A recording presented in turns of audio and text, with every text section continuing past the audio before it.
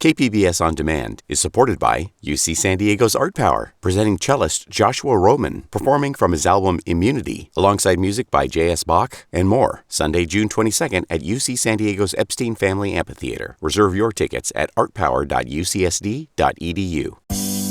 This week on Roundtable, reaction to the chaotic Taliban takeover in Afghanistan. COVID vaccine booster shots will soon be here, and examining the ongoing questions surrounding a police shooting from 6 years ago. I'm Maureen Cavanaugh, and the KPBS Roundtable starts now.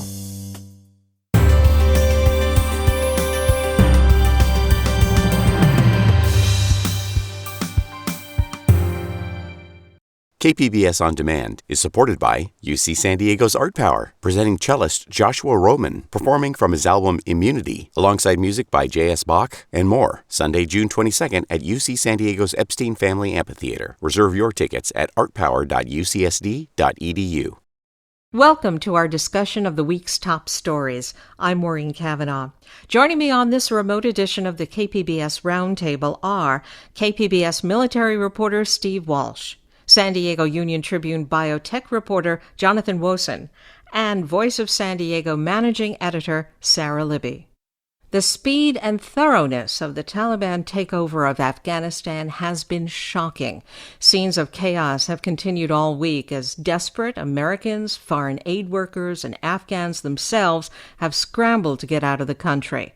The tumultuous ending of the war has left some veterans angry, while others say they feel it was inevitable. So, too, do most Americans, according to a new poll that finds more than 60% now saying the war was not worth fighting.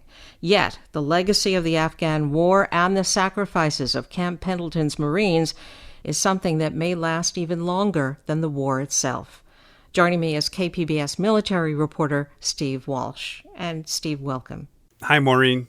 Now, even the Biden White House was shocked by the speed of the Taliban takeover. What did military officials think was going to happen when U.S. troops pulled out?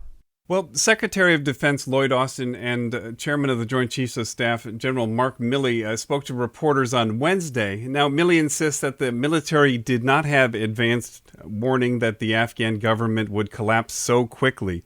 They believe the Afghan military would hold, at least in the short term. We've heard estimates of 6 months to 18 months if they couldn't reach some sort of deal with the Taliban.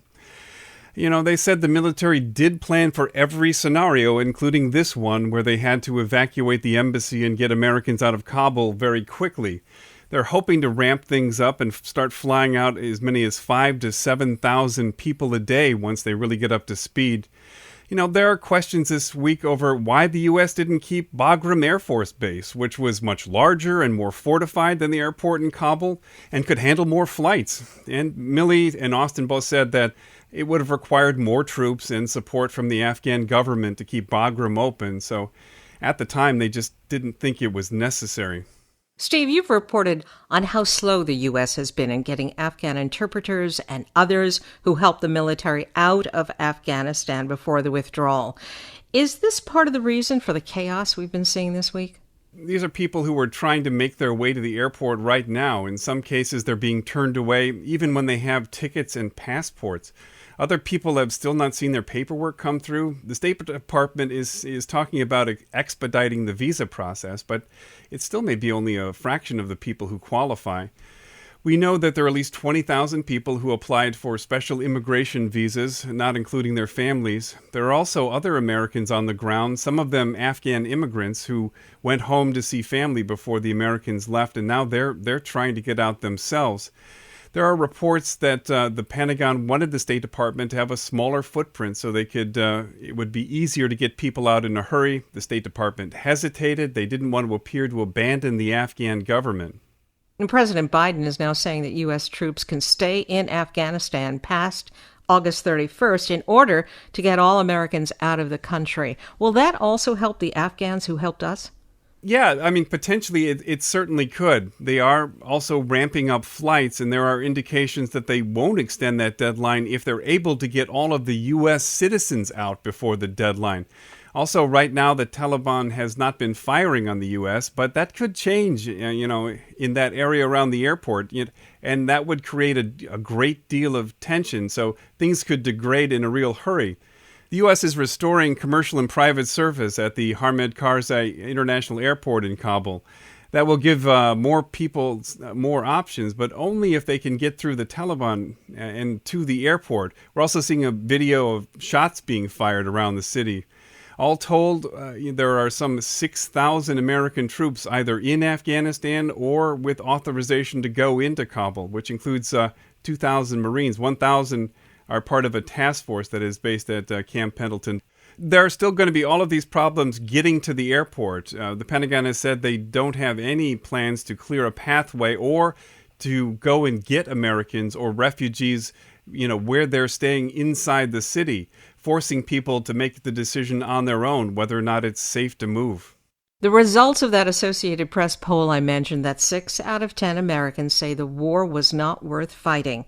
That sort of mirrors the reporting you've done about how the war in Afghanistan was always considered America's back burner war. Why was that?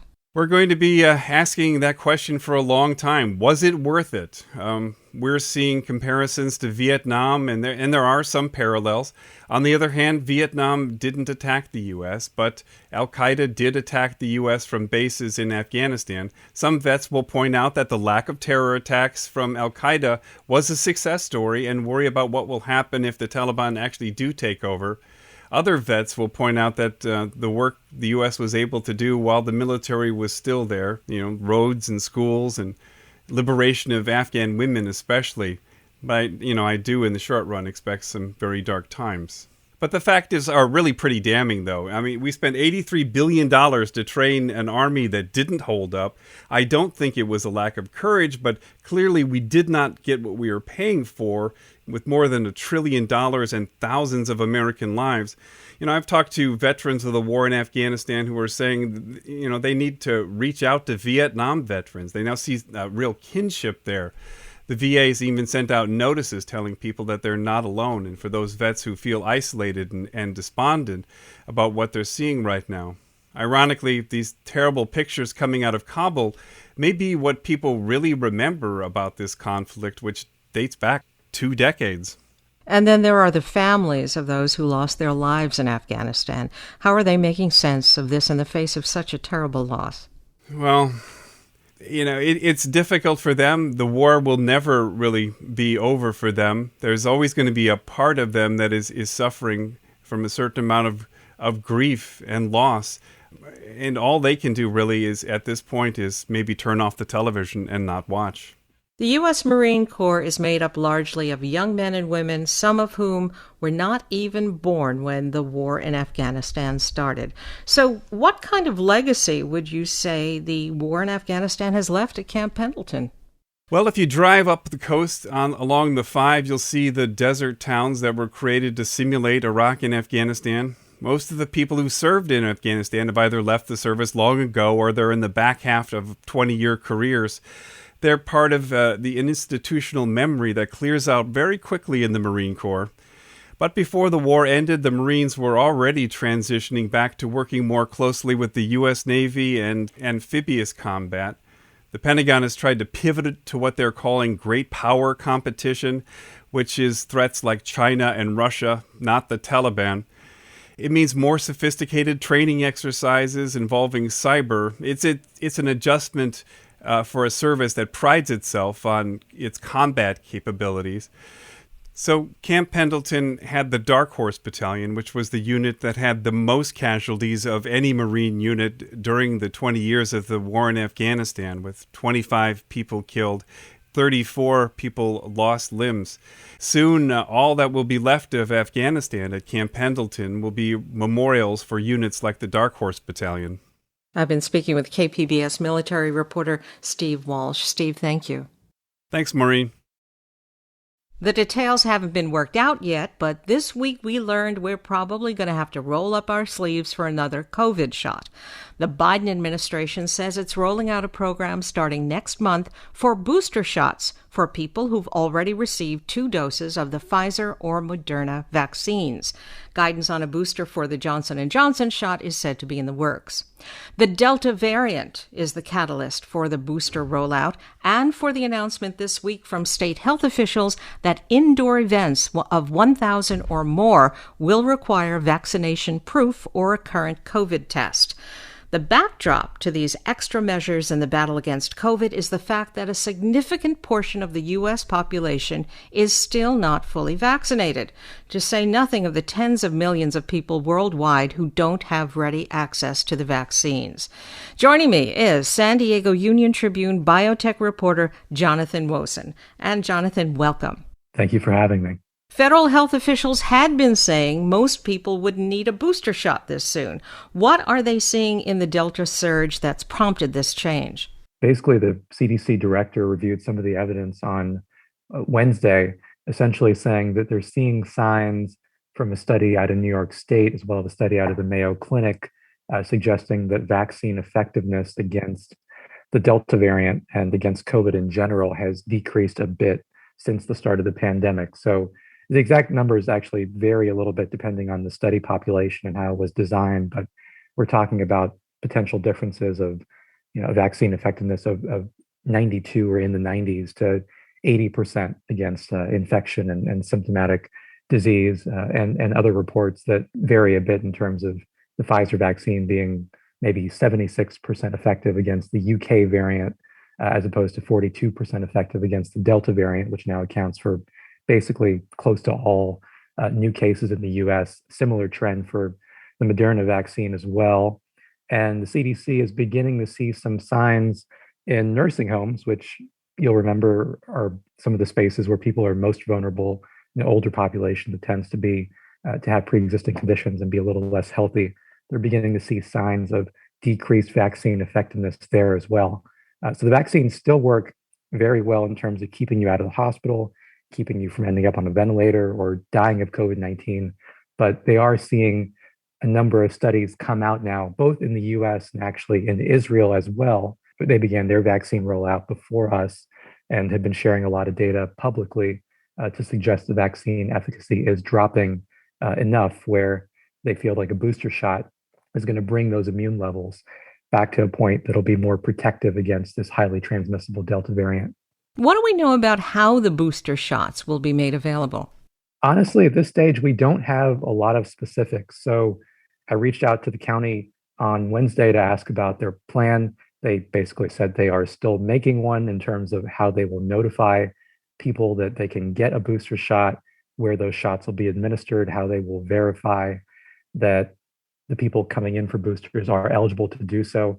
The whole idea here is to begin offering shots by late September, by the week of September 20, to folks that got shot number 2 8 months ago or further back. So that would mean that healthcare workers, nursing home residents, and people who work in long-term care facilities, as well as older adults, would be among the first to be offered a booster. It's still unclear at this point whether health systems will be reaching out to folks in the coming weeks to tell them they can get boosters. So at this point, it's all sort of in the discussion stage, which doesn't give a lot of clarity. I mean, there are ways this could happen because all immunization records are stored in both the county and state's immunization registries. So they do have data on when people got that first shot and that second shot. We haven't heard a lot of specifics, frankly, at this point. Now, recommending booster shots is not the only way public health officials are trying to fight the Delta variant surge. Recently, we've seen a lot more mandates for proof of vaccination. We've got health officials saying employers should require proof from employees. And now this new mandate for large gatherings. Why was the threshold for vaccination proof at indoor gatherings lowered to 1,000 people? So the short answer is the Delta variant. Previously, the cutoff was if you were having a gathering or a conference of 5,000 or more people, that you had to verify everybody had been vaccinated or tested negative for the coronavirus shortly before that event. They bumped that down to 1,000, basically because we have this variant that we know is far more transmissible. So we're seeing a version of the virus that spreads more easily from person to person. And we already know at this point in the pandemic that one of the main ways the virus spreads is in indoor settings where you have a large number of unvaccinated people who are getting together, especially if they're not wearing masks and if that space isn't well ventilated. So I think that's why you're seeing this new requirement come out, which is going to begin September 20th and apparently will last until November 1st at the very least. You know, despite all the concern over the Delta variant, you've reported, Jonathan, that the surge is still overwhelmingly driven by the unvaccinated. Tell us about that vaccination divide. The best way, and really maybe the only way to understand what's happening right now, is to look at who's bearing the brunt of this surge. And clearly over the past month or so, the vast majority of cases have been among people who were either unvaccinated or only got one shot of Moderna or Pfizer vaccines. Relatively few people who are fully vaccinated have shown up as breakthrough infections. They've been even fewer and further between when you look at who's in the hospital. Those numbers are going up. We expect them to go up over time. But despite this whole conversation about breakthrough infections, the folks who are actually making up the bulk of the surge that we're living through right now are people who are not fully vaccinated. The addition of booster shots will apparently give many Americans added protection from COVID, but will it take away from the supply of vaccines that are needed elsewhere in the world? Well, the World Health Organization certainly thinks so, and they've been pretty clear about that over the past few weeks. The WHO director called on wealthy nations that were beginning to or considering to offer boosters to hold off on doing so until at least late September, basically because there are whole swaths of the world where hardly anyone has been vaccinated yet. So, for perspective, I think not much more than 2% of people on the African continent have been fully immunized at this point. I've talked to a lot of people locally about the sort of ethics behind getting a vaccine booster once one becomes available to you. I talked to a bioethicist at San Diego State, and his point was essentially that there are two issues, right? There's the big picture vaccine supply issue, but then there's also the issue of, well, if a booster is available to you, in San Diego, not getting one doesn't make that vaccine appear on the other side of the planet. So, there is a case to be made that getting boosters when they're available for individuals is a reasonable choice. But then there's still this much bigger problem of vaccinating the world to get to a point where we don't have to worry about variants like Delta popping up down the line and causing new surges. I've been speaking with San Diego Union Tribune biotech reporter Jonathan Wosen. Jonathan, thanks. Anytime. KPBS On Demand is supported by UC San Diego's Art Power, presenting cellist Joshua Roman, performing from his album Immunity, alongside music by J.S. Bach and more. Sunday, June 22nd at UC San Diego's Epstein Family Amphitheater. Reserve your tickets at artpower.ucsd.edu. In 2015, a San Diego police officer fatally shot a man in an alleyway in the Midway District. Since that time, revelations about the death of Fridoun Nihad have raised doubts about San Diego police policy, the district attorney office's transparency, and produced a lawsuit against the city which reached a settlement agreement this week for $3 million. Voice of San Diego's Sarah Libby has reviewed the history of this troubling case. She's found that the amount of incomplete information released and the number of questions left unanswered makes this an almost textbook case of how not to handle a police shooting death investigation. Joining me is Voice of San Diego's Sarah Libby. And Sarah, welcome. Thank you so much. Your report says secrecy and misinformation have hampered this case from the beginning. So let's start with the misinformation. Take us back to the night that Fridoun Nihad was killed. What did police say about the incident? Yeah, there were quite a few things that they told the media in those initial reports that ended up not being true. They mentioned that Nihad was reported to have had a knife, but they didn't mention that he actually didn't have one, and they were well aware of that by the time they spoke to reporters. They also said that the officer shouted commands at Nihad and that he didn't obey those commands, and we know that that didn't happen. Security footage shows that he shot him almost instantly upon exiting his vehicle, and Browder himself, Neil Browder, the officer in question, said under oath in a deposition that he didn't have time to make any commands or gestures. Those initial reports also kind of strongly suggested that the officer's body camera had malfunctioned or wasn't working somehow, but we now know that he simply just didn't turn it on. But we did actually get video of this because, as many people remember, the incident was caught by a store camera, and that video was eventually made public. Was the DA's office forced to release that?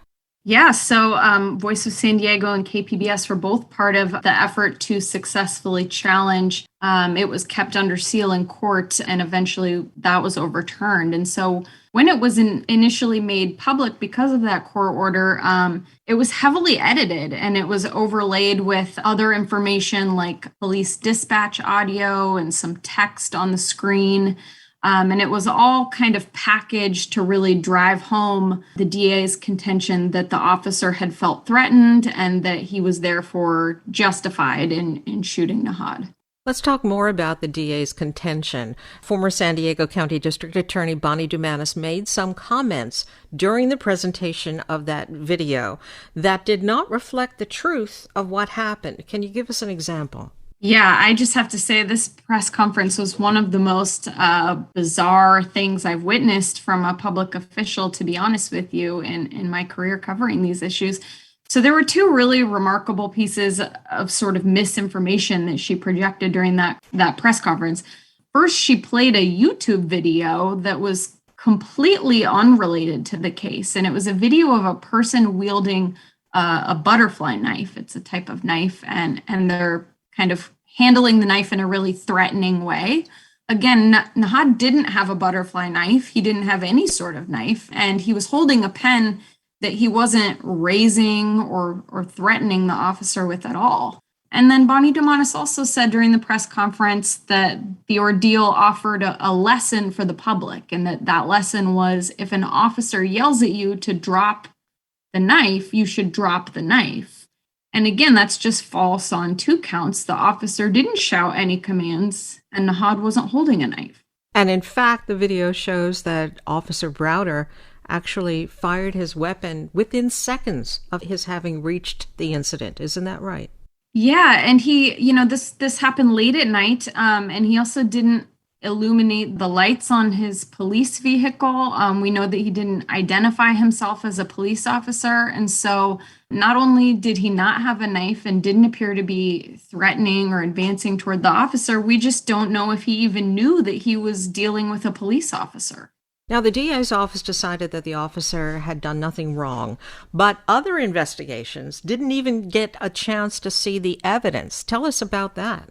Yeah, so anytime a police officer kills somebody in the line of duty, a few different agencies review what happened, including the DA's office, but also SDPD's own internal affairs unit and an independent civilian review board.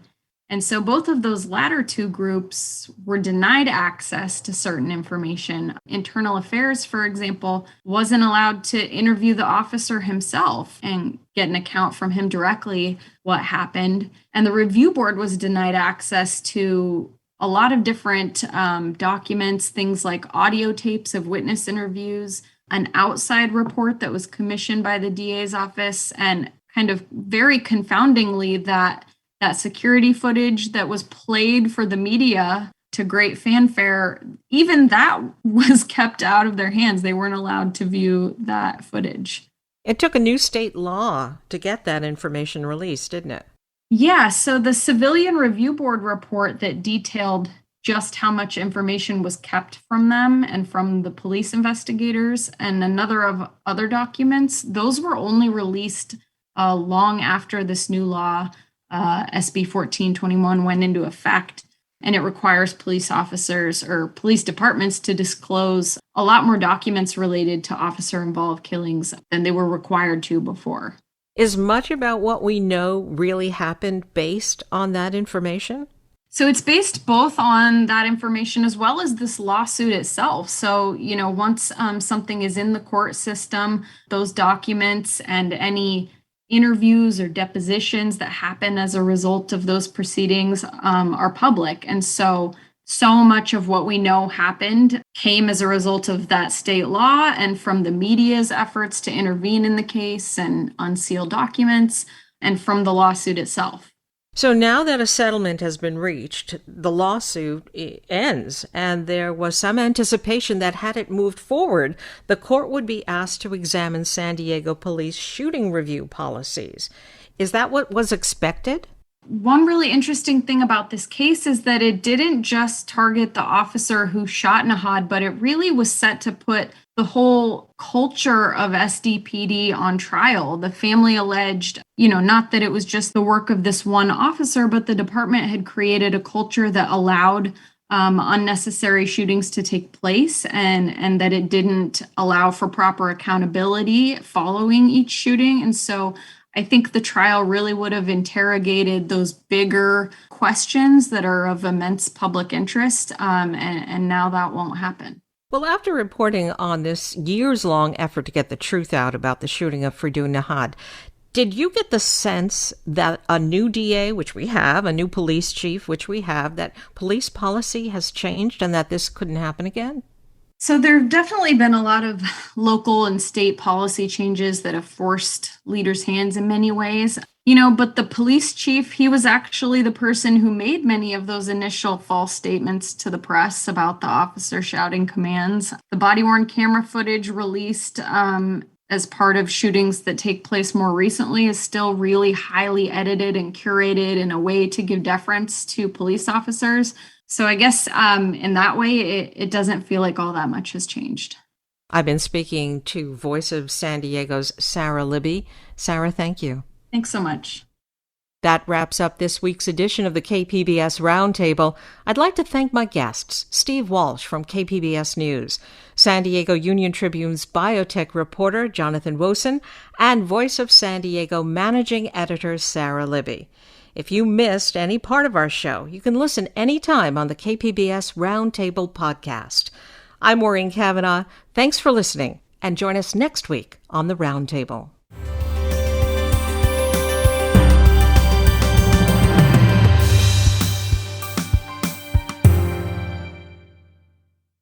KPBS On Demand is supported by UC San Diego's Art Power, presenting cellist Joshua Roman, performing from his album Immunity, alongside music by J.S. Bach and more. Sunday, June 22nd at UC San Diego's Epstein Family Amphitheater. Reserve your tickets at artpower.ucsd.edu.